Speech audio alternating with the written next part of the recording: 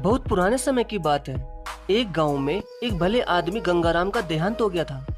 तो जैसे उस आदमी के परिवार वाले उस अर्थी को शमशान ले जाने लगे, तभी अचानक एक मोटे ताजिर सेठ ने उस अर्थी का एक पांव पकड़ लिया और बोला कि मरने वाले इस गंगाराम से मैं 2 लाख रुपए कर्जा मांगता हूँ, इसलिए पहले मुझे मेरे पैसे दे दो, तभी मैं इसकी अर्थी को शमशान ले जाने दूंगा।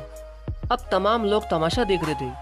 तभी उनके तीनों बेटों ने कहा कि हम तुम्हारा कर्जा नहीं देंगे, पिताजी का कर्जा पिताजी जाने, और वैसे भी अब वो तो इस दुनिया में ही नहीं है।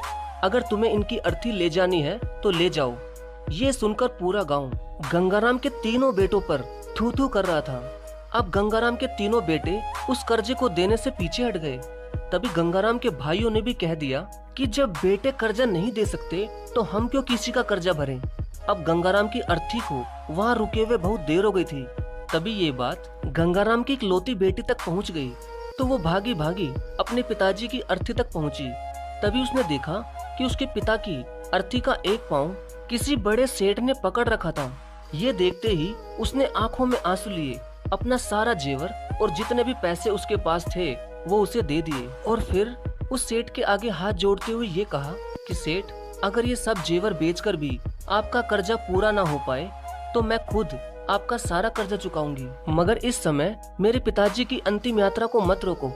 तभी उस सेठ ने गंगाराम की अर्थी का पाँव किसी और को पकड़ाकर उसकी बेटी के पास आकर बोला कि मुझे माफ कर दो बेटी, दरअसल बात यह है कि मुझे गंगाराम से 2 लाख लेने नहीं बल्कि देने हैं।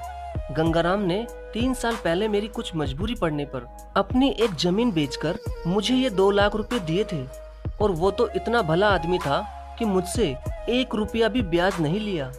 और आज जब मैं गंगाराम के रुपए लौटाने आया हूँ तो मुझे खबर मिली कि उनका तो देहांत हो गया। इसलिए मैं बड़ी ही सोच में पड़ गया था कि अब ये रुपए मैं किसको दूं।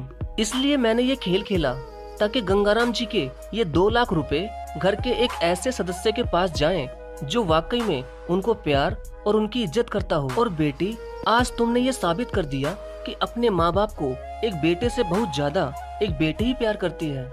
इसलिए ये 2 लाख रुपए मैं तुम्हें सौंपता हूँ। काश तुम जैसी बेटी हर घर में हो जो अपने पिता की इतनी इज्जत करती है।